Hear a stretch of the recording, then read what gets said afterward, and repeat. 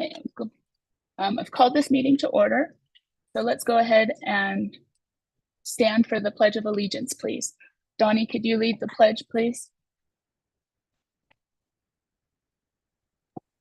There we go. Yes, good morning or good afternoon, everybody.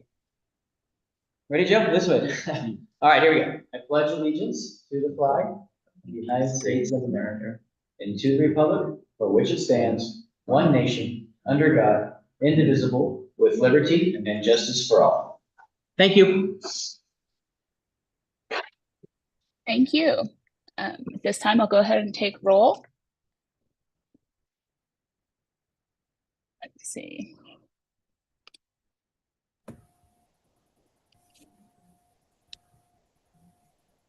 Okay, I am here. Let's see, Kate Segroy. Here. Okay. Pam Sloan. Here. Rollin Stallworth. Okay, Todd Hess. Reggie Farmer told us he would not be here today. Cy Frederick. Here. Okay, Tammy Habig.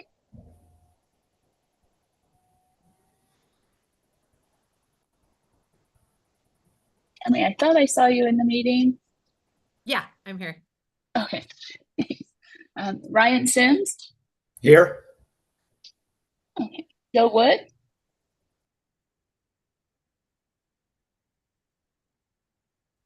Is Joe here? I did not hear. I'm sorry, Lori. My apologies. Joe is here in our office. He is here. He's present. Thank you. Okay. Donnie Nelson. Here. Okay. And Paul Anderson. Here. Okay. Thank you. Okay, so I'll move on. This time to public comment, item number 4. This time provides an opportunity for citizens to address the committee about any matter not on the agenda. Items raised during this portion of the agenda cannot be deliberated or acted upon.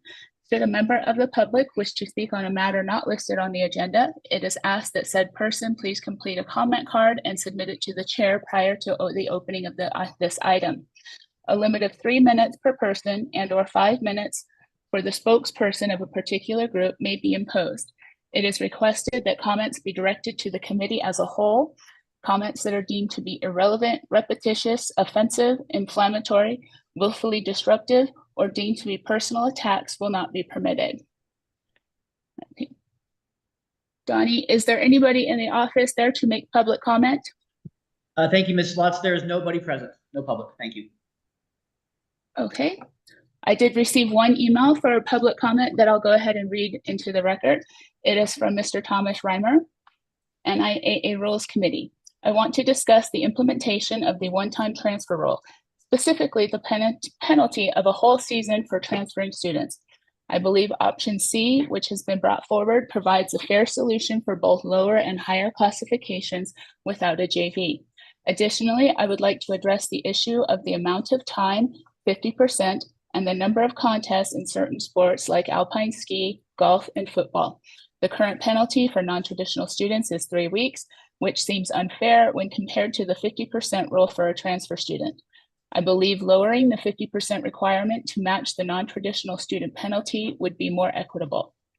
Finally, I would like to suggest that the hardship criteria be more clearly defined to allow families to present their case objectively. Thank you for your attention to these matters. I value your input and look forward to discussing this further.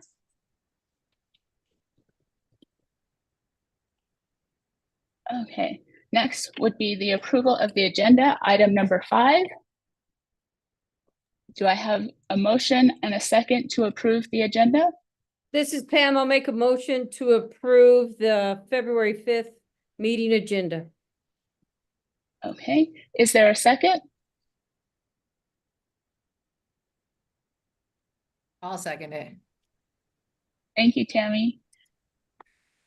Let's see, all those in favor of approving the agenda for today, please say aye. Aye. Aye. All those opposed? Okay. Next will be the approval of the minutes from our meeting on January 25th. I know you got a short notice that these were sent out today. I do apologize for that. It will be more timely in the future. I'll give you just a moment to review them, and then we would need a motion to approve.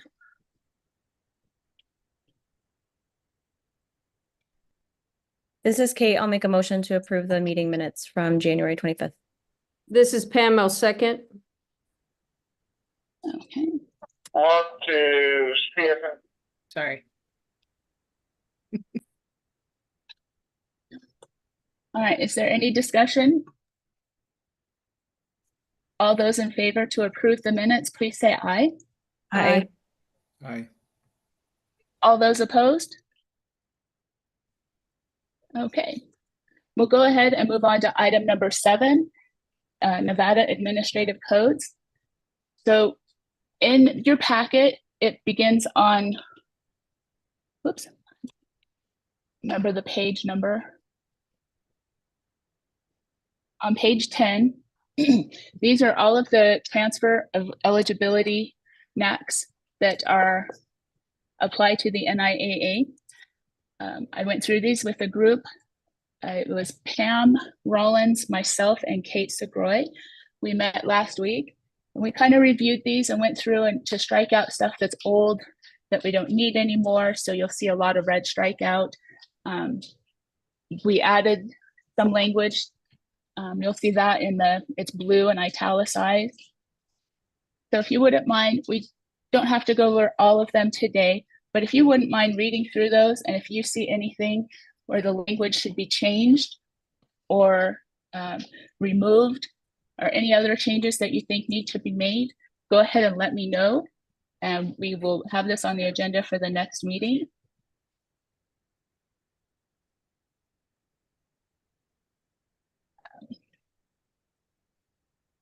You'll see on page 9, it's part of NAC 385B.708. We added a section, a pupil that is retained during middle school for reasons other than academic failure and is enrolled in high school coursework will be considered as starting the 8 consecutive semesters of eligibility. That is something new that we would like to see. We have a charter school that has been allowing students that have passed the 8th grade to re-enroll and take all 9th grade courses. So they come into high school with enough credits to be a sophomore. That is something that we feel should not be happening. It is not fair to the students that go right into high school. So if you have any questions about that, go ahead and let us know. You can speak up now, or if you'd like to send me an email, you can do that as well. Just let me know.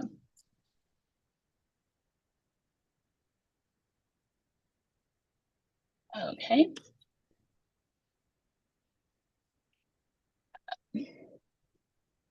You'll see on pages 10 and partway through 11, there's quite a bit of information that we'd like to strike through. A lot of it is repetitious, or just telling which documents can be submitted. We felt that some of that is outdated in what they can submit and what shouldn't be. And so we'd like to just take that all out. Does anybody have any questions about that?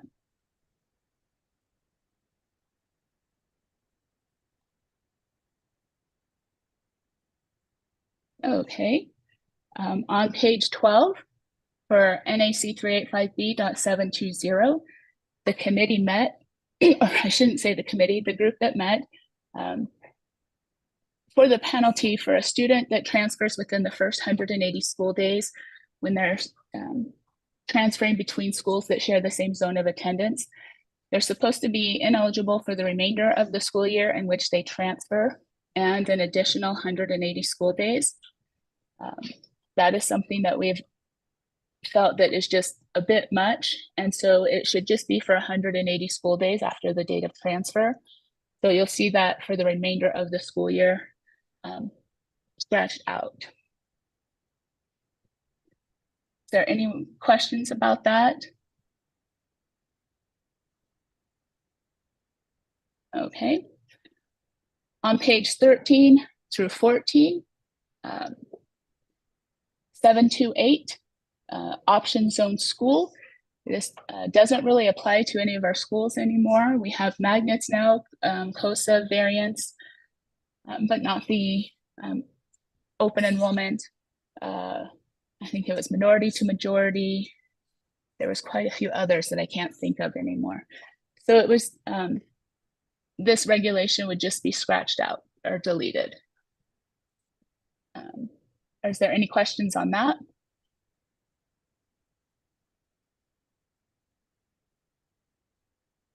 Okay. If going on page 15, under homeschool, it would be NAC 385B.3734. It's not removing any of the eligibility for homeschool students. They'd still be eligible at their zone 4 school.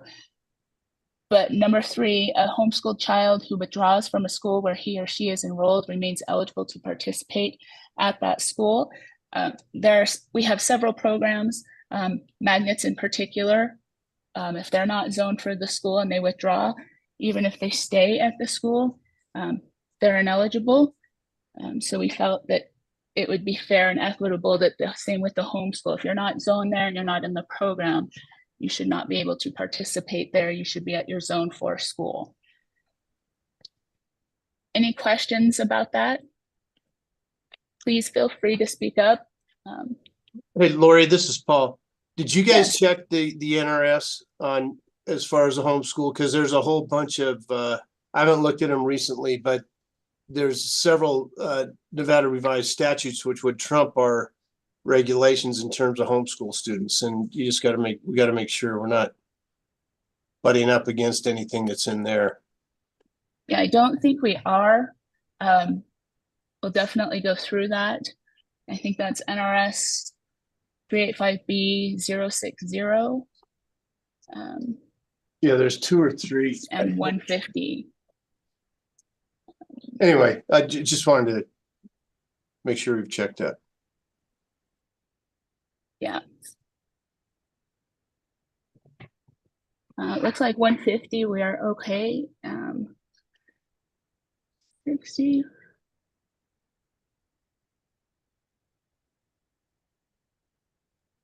Lori, did you say we'd be going over these again the next meeting as well? Did you say that? Yes, yes. So if we Okay. have questions when we reconvene, Good question. That's what we'll I do was. it then, yeah? Yes, most definitely. I just kind of want to go over what the group discussed last Thursday. If you have questions now, go ahead and ask them. If reading through it, you have questions, please, at the next meeting, bring them up. Most definitely, if you see anything, other changes that need to be made, we welcome that. Perfect, thank you. Okay. Going on to page 16 and 17, and NAC 385B.738, it deals with the foreign exchange students and international students. This language has already been removed. It hasn't been updated on the website, but it has been removed already. So when it comes to 738, number 5, I'm dealing with the international students, that language has been removed. They need to meet the residency requirements, just like any other student.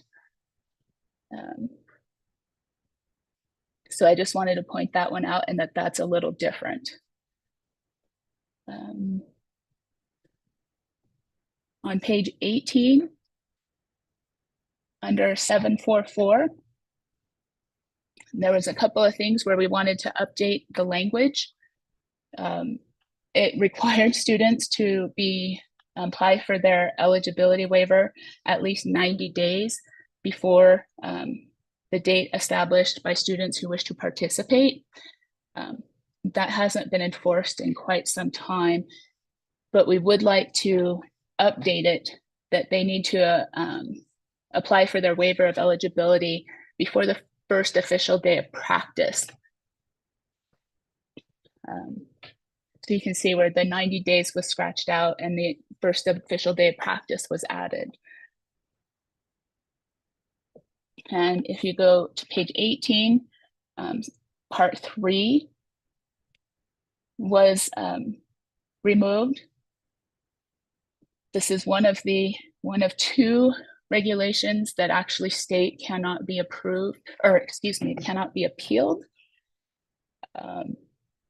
And we really didn't think that that was fair. So we would like to strike that language that says if it's a subsequent transfer, if the hardship is not approved, they cannot appeal the decision. Section 4, a waiver, taking that out becomes effective at the beginning of the next semester. No, it usually begins immediately upon the approval. So we just wanted to make sure that was removed as well.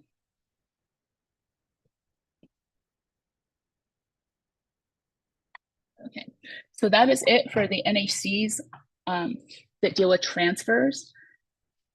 Again, when we meet next time, please review it. And if you see anything else that should be updated, please let us know. I'm sure we'll be reviewing this for a few times going forward to make sure that it still fits everything that we think our student athletes need. So with that said, if there's no comments or any questions, we can go ahead and move on to agenda item number 8, possible Nevada administrative codes for transfers. So as I mentioned, Rollins, Pam, myself, and Kate Segroy met last week. We spent pretty much an entire day kind of reviewing one-time transfers, first entry, kind of what would work for our student athletes. If you look on page 19, that is the notes from our meeting. It doesn't look like much, but we had a lot of discussion. It was a very good meeting. And so I just wanted to kind of go over kind of what we discussed and get your input. When it came to the first entry, well, first I want to mention that before we got started, we all agreed that we do care about our student athletes, and when they transfer, we want them to participate. But we also need to protect the student that's already at the school. You know, the students that don't have the option to go to a charter school or private school, a magnet program, whether it's financial reasons, transportation, whatever, we need to protect those students' eligibility as well. So as we move forward, we ask that you guys all keep that in mind during these discussions. So we talked about a first entry rule and a lot of different things that we could do with, you know, you transfer, you're automatically sub-varsity eligible, you'd have to apply for varsity eligibility, and different things that could happen. We decided the first entry was not needed if we did the one-time transfer. And so under the one-time transfer, what we discussed was applying the roster exception to all transfers, not just those that go from public to private or charter or vice versa, that shared zone of attendance, that all transfers would get the roster exception and they'd be eligible in any sport. Their name was not on a roster for the last 180 school days. The way the regulation reads now, it's from their entire high school career. So you could have students that, you know, their freshman year were at, we'll say, Faith Lutheran, and they did football. Their sophomore year, they didn't do any sports, and their junior year, they enrolled at their zone school, Legacy. And so under the current rule, they'd still be ineligible in football because they rostered on it since they entered the 9th grade. Whereas this rule would allow them, it would just be based on the last 180 school days. The students would be ineligible in sports that they were rostered.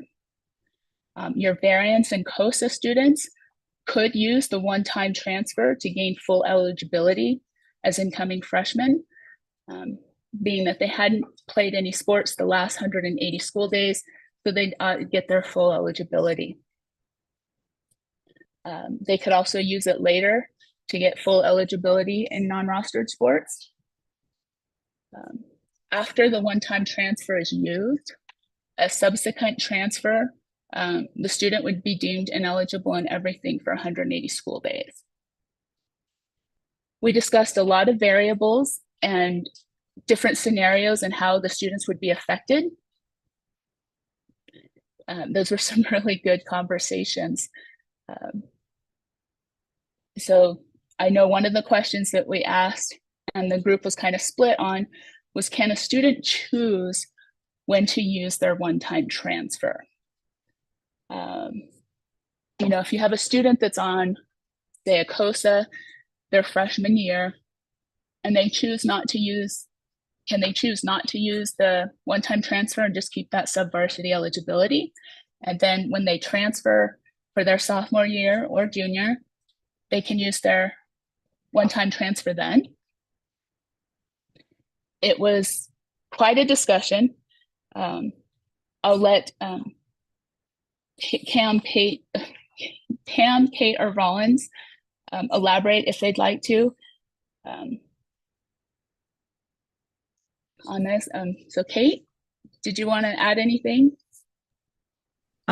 So I'll just kind of I kind of talked through everything in my head after the meeting, so I won't specifically speak on the choosing the one-time transfer piece, but I'll just kind of talk overall, like what my mind was kind of thinking as we were having these conversations to hopefully help you guys understand where, you know, we were all kind of coming to a consensus on things. So we really felt like when we're talking about that first entry rule, like it really is already in existence in almost all of our current regulations, with the exception of the zone variance. And so that's why we decided not to really do much with the first entry rule, because we can incorporate a way for those variance students to get the full eligibility. So that was where that mindset came from. And I think it's really important too, to just always keep in mind that we are having that first entry rule already, protecting the kids that are zoned for their publicly funded non-charter school is important there, because currently students can choose to go to private, choose to go to a charter, choose to go to a magnet program. And that in essence is a transfer. So they are transferring away from their zoned school, and they're getting that automatically currently. So that is almost one transfer that they're getting right out of the gate. And then we are now talking about also allowing that other one-time transfer. So they're almost allowing them to get two transfers when you have a zone student that chooses to stay at their zone school or doesn't have an option to leave. So I think that was really our mindset in the first entry rule, is that we don't need to do anything with that. It already exists, and it's already benefiting a lot of students to get that full eligibility. And that's where that variance rule came in, because that was the only group of students that didn't get the full eligibility. So when we created that way in the one-time transfer rule to allow them to use their one-time transfer to get their full eligibility, that kind of brings the playing field to even. Every single student, regardless of where they choose to go initially in the 9th grade, is now going to get full eligibility. And then when we look at the one-time transfer rule, again, that already is pretty much in existence in many cases. There was some areas where it wasn't, like for instance, you know, the students that are leaving a zone variance or a signature variance, they're getting no eligibility anywhere.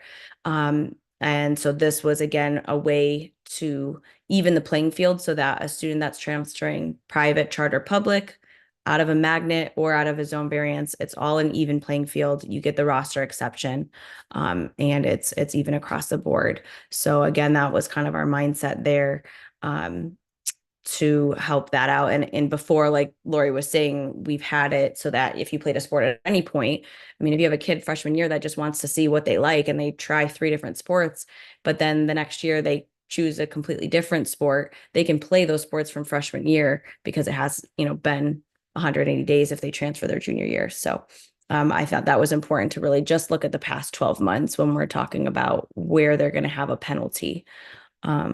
But yeah, I think it's just really important, in my opinion, to make sure that there's equity across all transfer types as well as all educational institutions. So looking at private charter, public, magnet programs, variant students, everyone should have equal opportunity. And as it's written, and if we do go in this kind of direction, we are still giving a little bit more to all of those students that are choosing programs outside of their zoned, publicly funded, non-charter school. So they're already getting a little bit of something as our rules, are in place. And I just want to make sure that we protect them and not doing anything further to make there be any inequities in staying at your zone school. So that's just kind of my 2 cents on the situation. Lori, I have a question on that, just real quick. Yeah. So Kate and Pam, how's Clark County gonna look at that from the standpoint of their COSA policy? I mean, that's always been the issue that we've dealt with, at least, since COSA came into being. Our hearing officers always looked at that from the standpoint that that's Clark County's policy, and the NIA rules aren't gonna affect that. Well, so I guess my question is, will the Board of Trustees or whoever amends those policies in Clark County do that? Because I think you're gonna have to.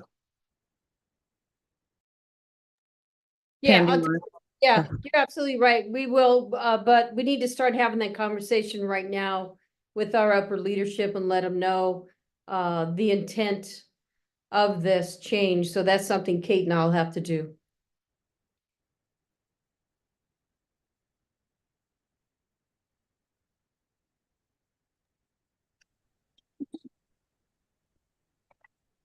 So the reason I had this meeting last week with these 3 people is because I felt we could have discussions and debate and go back and forth on what should be done forever. And this way I thought, we'd see Pam and Kate understand what happens in Clark County. Rawlins understands what happened in Washoe County. And I see all the rurals and the public to private and charters. And so we kind of looked at it as what would be fair and equitable for everybody so that we could kind of come more with a starting point, a jumping off point. Let's start discussing this, how it's going to work in your schools. Will it work? Should it be adjusted? To kind of get your guys' input, just so we had that, again, that jumping off point, that starting point. So please, if you have questions, ask away. We definitely want your input on this. Tammy? Sorry, I was trying to unmute and it wasn't cooperating. I guess my question would be hold on. Sorry. I guess my question would be maybe for Paul or Donnie. When they were saying that, like, we probably need to get ahead of, the one-time transfer that's possibly coming through the legislature. Was that one-time transfer, because I see where it says ineligible in sports that they were rostered. I feel like that's what they're going to push on us. Is that kind of what your guys' understanding was? Or maybe I'm way off. I don't know. Yeah, Donnie's the one who's had the conversations with the legislators, but my understanding, and I'll let him speak to that, but I think they want to see something that's more open than what we're suggesting. But I think the importance of this committee is to come up with something that at least shows the NIA loosening up with respect to the transfer rules. So, but I think what Donnie's hearing is he is almost is almost like NCAA portal type free agency every year is what they're looking for. But I'll let Donnie speak to that. Yeah, thank you, Tammy. I concur with Paul's statements in that showing the legislature that we're making progress towards something from where we are now, and this is certainly making progress towards something a little additional. this committee could certainly always put something together, get it through the board, adopt it. And depending on the time frame of it, right, it might be something that's in time and place before the next session. At that point, the NIA might have to react to what may come next. Being told something of like, I think this is what our group here at the state level, state of Nevada level wants compared to what may be offered. It may be different, right? We might put something in front of them that might be accepted. Might put something in front of them and say, no, that wasn't our intent. We tried to guide you that we want something more lenient than even this. And Tammy, that goes with regards to your conversation about being on a roster and not getting to play that sport again. I think, and it's a big think. The intent is your name is on a roster. You still get to go play that sport again somewhere else a second time. But again, we don't know. Those are conversations. Those aren't mandates. Those aren't things put in writing towards us, and we're not in session. So anyway, I can't answer that question probably more than that, Tammy. Okay. Thank you. I want to just follow up on one thing too, because Kate made the point, and I think Lori did too, and obviously you guys as a group discussed it, and I think it's a really important point, and that is, what about the kid who's, sitting at the school with, full eligibility, lives in the zone, isn't the best player on the team, just wants to be on the team, and then the transfer student comes in and bumps him or her off of that team. Sadly, legislators don't want to hear about that. But I truly believe that is the most important part of our rules and always has been.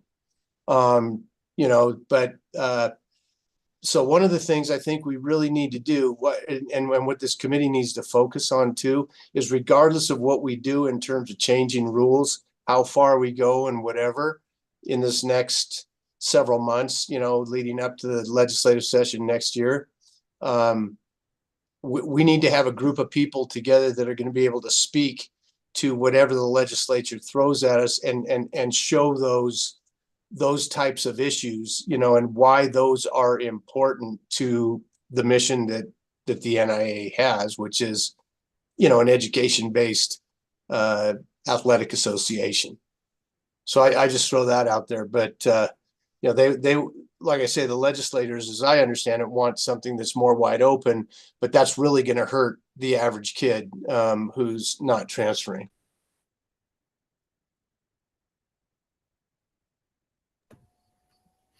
Hey, Lori, can someone explain the COSA rules in Southern Nevada or Clark County?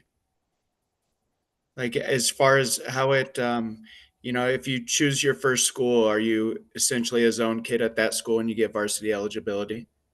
So the COSA is the exact same as signature variance, zone variance that has been in the past. Essentially, there are some schools down here that have open seats, available seats for students to come in. If you are accepted in the lottery to go to that school on a COSA or zone variance, you will get subvarsity. So we apply the same regulation as a zone variance was used in the past. And like I said, it's signature variance up in the north. So it's subvarsity for the first 180 school days. If you leave that and try to go back to your zone school or any other school, it's 180 school days and everything. There's no roster exception for that transfer. Thank you.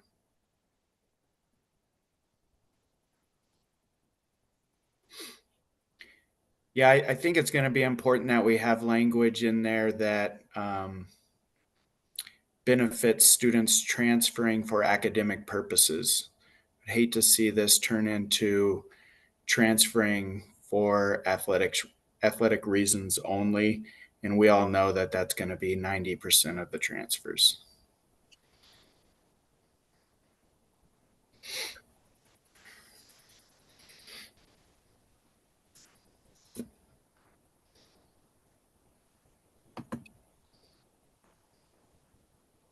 Okay, a couple of other topics that we discussed was McKinney-Vento. Some districts call it CIT, some Title I, but it's basically the homeless students. This one we discussed quite a bit and came up with, well, why not we give subvarsity for all sports for the first 180 school days? So they're automatically treated like a student on a variance or COSA, but they can file a hardship appeal for varsity eligibility. And the reason we kind of took kind of this route and what we were thinking is we have a lot of students that are trying to abuse this right now to get eligibility at schools. And we've got coaches that are actually telling the students how to answer questions so that they can be considered homeless. And so it really puts a damper on the students that really are homeless and do need that rule. So it's probably about 90% close to that we get that in CIT that are questionable. But if they only get sub-varsity the first 180 school days, they might kind of second guess, well, do I really want to go if I can't play varsity? You know, we did some research into McKinney-Vento and the law itself. And Rollins found that, you know, that it doesn't say that they have to be given varsity eligibility. It just says they have to be given eligibility. So we wouldn't be breaking anything by allowing for this. And we also found that we can also investigate when a student says that they're homeless, we can investigate and see if the McKinney-Vento law actually does apply to them. So I think you might see some more questions from our offices on those transfers that are claiming to be CIT or Title I. The next topic was the international students, those students on the F1 visa. It's the same thing as the I-20. The I-20 is just the form that they completed to get their F1 visa. We discussed it and we thought the regulation shouldn't change. International students having to meet the same residency requirements as all other students is what would be fair and equitable. We couldn't find a reason that international students should be given more opportunity for full eligibility than any other student here. So if you have any questions on those, please let me know. You know, like I said, this is just kind of a jumping off point where we can start and really start getting into whether it will work for our schools or not. So please don't be shy. Ask questions. All of it, please. So Lori, I hate to be the main one speaking here today, but because I want to hear from everybody else, but I want to point out there's some other things we got to look at too. And some of them are definitions that we have in the code. I mean, I just got done with a conversation this morning with our hearing officer over what a transfer is. You know, he said, read your definition of a transfer. It doesn't apply to a kid coming out of middle school. And I mean, we got into a long debate on that, but you know, there's things like that we probably, I guess, need to clean up too. So in addition to everything else, I think we got to start looking at that stuff. Yeah, that's definitely on the list for this committee to take a look at is our definitions.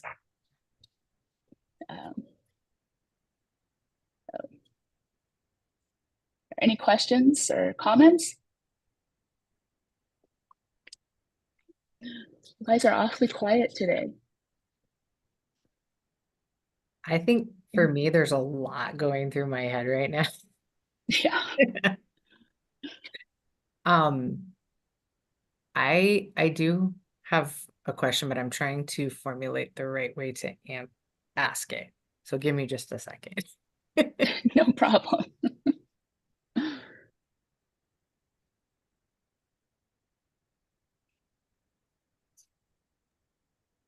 Tammy, do you want me to play some Jeopardy music for you? I know, right? Like, okay. So I guess, I guess I'm just gonna try. Okay, so I know that because I feel the same way you guys do. That you know, we always get these transfers or these kids that come in, and you know, I'm always that person that's like, look out for the zoned kid.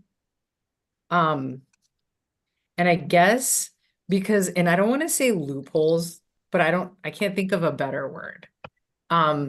I know with like a lot of the charter schools coming in, and you know, I know one perfect example from one of us. I have a kid who runs track here but plays something else over there because they don't have it over there.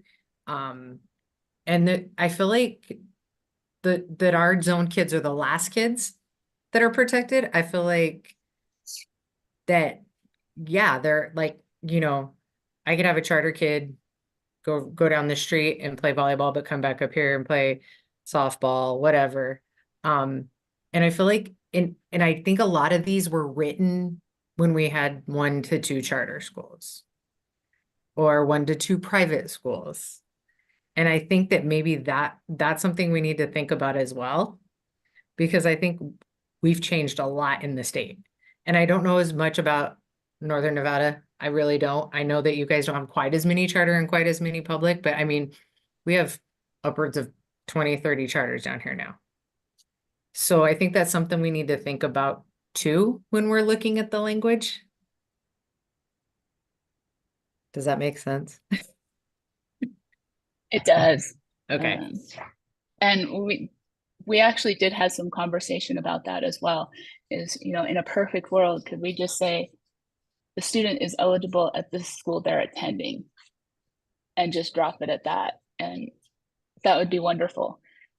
But we do want our students to participate, and I don't think that would actually get past the legislature if we tried to tell, well, they should only be eligible at the school they attend. They're choosing to attend that school. That's what, so. I mean, I'm right there don't know. with you, but I agree. I don't think Yeah. that would get through. Yeah.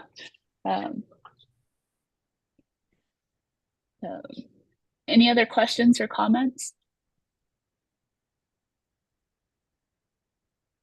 Okay, so I'm actually going to give you guys some homework for our next meeting, to go through the regulations that are in the packet, the 700s for all the transfers, and see if there's anything that should be cleaned up, removed.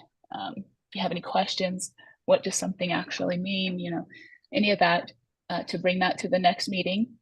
And to also kind of think about these ideas of what we presented here, of how that would affect your students at your school. Would it work?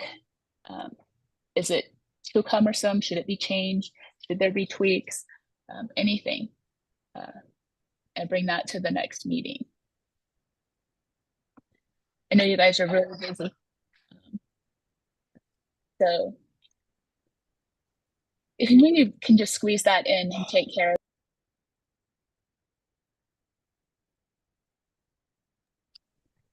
Sorry about that. So from here, if there aren't any more questions, we'll go on to the next item, which I believe is future planning. And so I just wanted to discuss, do you guys want to meet again in 2 weeks? Actually, no, not 2 weeks, because that puts us right in the middle of state. Possibly the first week of March, if that would work. So it would be the 4th, 5th, 6th, or 8th. If any of you guys, if your availability, do any of those days look good for everybody? They work for me. The 5th, we have an executive director search committee meeting in the morning.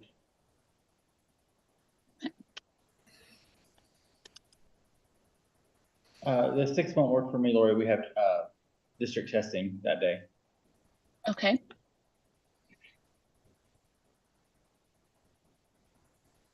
So does it kind of, The 7th, we have a realignment. yeah. So it looks like maybe the 5th, does that date work for everybody? No, The can afternoon? No, okay. we do the 4th? Yeah, if we could do the 4th. Does that work for everybody? The 4th at the same time? Laura, is there a way we can do these earlier in the day? I don't mind doing them earlier in the day. If everyone's available, that's fine. Yeah, I was gonna say I can't do the 4th, but because we have a golf match. My son has a golf match, but if I'm the only one, that's Yeah, but if we do it earlier in the morning, I could do them earlier easily. Yeah. morning meetings are a lot easier than afternoons. For Yes. us. How early do you guys want to go? I'll leave it up to those people that are working in the buildings. I'm here early, so it's I'm here at 6:30, so I know you guys don't want to do that early, so I would have to be done by 11 a.m. Yeah. I Okay, prefer so to do do we that. want to start it? like 8 o'clock. We could do 8 or 9 as a start time. Does that work for everybody? Yeah, 9 would work best, but I'm open to 8. 8, it could be a little early if things arise right when we walk into the building. Things usually slow down by 9. We could do 9. 9 works. Kate, 9 work? 9's good for me. Okay. Perfect. So our next meeting will be on Monday, March 4th at 9 a.m. Okay. Anybody have anything else for planning and for our future? What we should look at? Do we have to go back and look at the ones that we didn't talk about last time? Yeah, let me pull up I feel like we the didn't minutes get to again. everything last time, but I don't remember what they were for the life of me. We kind of sped up right at the end to kind of Yeah, barely fit them Bench all in. clearing. Um, Bench Yeah, it was clearing, something one with- of them, sure. I remember bench clearing being something we talked about. yeah, so the bench clearing, what I would really like the group to focus on right now is the transfers. Okay, And then we'll kind of move on to different sections, try to take, different areas at a time okay. to work on and review. And yeah, just work on transfers right now. Lori, we do need to have that conversation about co-ops because that has been presented to the board on a couple occasions. We probably need to have that conversation. And if we're not going to talk about bench clearing in this meeting, then Donnie, I know you're on. We need to reconvene the sportsmanship committee, who then needs to talk about bench clearing because that needs to be talked about as well. Yeah, thank you, Pam. I agree. We can try tie bench clearing into our sportsmanship committee. That would be right around the time of the board meeting. Yeah, we need to start that conversation. And we also need to have that conversation about co-ops. Because I believe that came forward by a superintendent. That's correct. So Lori, yeah, maybe that co-ops stays with this group. I don't see that as being Yeah. sportsmanship. No, I can put that, well, definitely I can put that on the next agenda.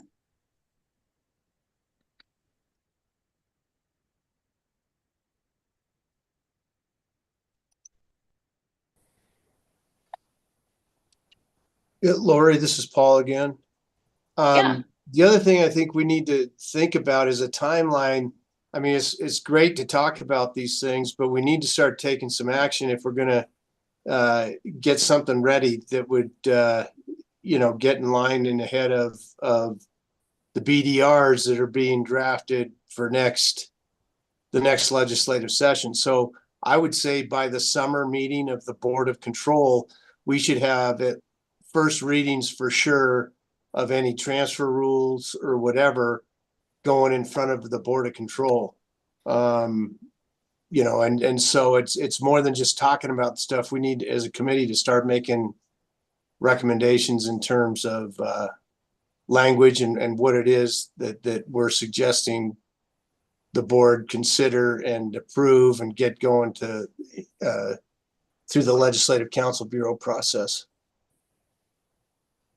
I will say that is my goal, is to have this committee have some recommendations for the board by the summer Board of Control meeting.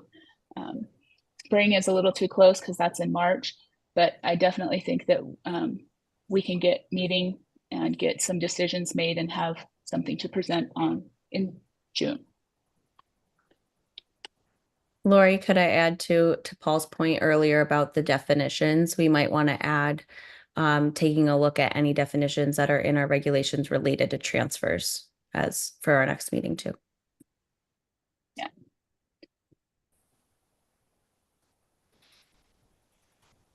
Okay. And Lori, part of my interruption, this is Donnie, just to be clear on something I misspoke last time about co-ops. That was not introduced by Smith Valley. from Lyon. That came from Colville High School's principal. So if David Vick is online, David, I apologize to you on that. I had mentioned that Smith Valley was the one who brought that forward, the football issue. It was actually Colville, just for the record from last time. Thank you.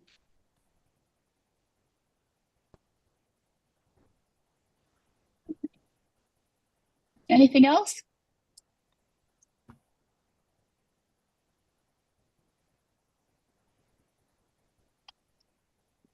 Okay. We'll go on up to item number 10, public comment. This time provides an opportunity for citizens to address the committee about any matter not on the agenda. Items raised during this portion of the agenda cannot be deliberated or acted upon. Should a member of the public wish to speak on a matter not listed on the agenda, it is asked that said person please complete a public comment card and submit it to the chair prior to the opening of this item. Members of the public who have submitted public comment by email will have their email read into the record. A limit of 3 minutes per person and/or 5 minutes for the spokesperson of a particular group may be imposed. It is requested that comments be directed to the committee as a whole. Comments that are determined to be irrelevant, repetitious, offensive, inflammatory, willfully destructive, or deemed to be personal attacks will not be permitted. Donnie, is there anybody in the office that would like to make public comment? Thank you, Lori. Nobody here in the NI office. Okay, with that being said, I'll go ahead and adjourn the meeting at 2:26. Thank you all for your hard work. I greatly appreciate it.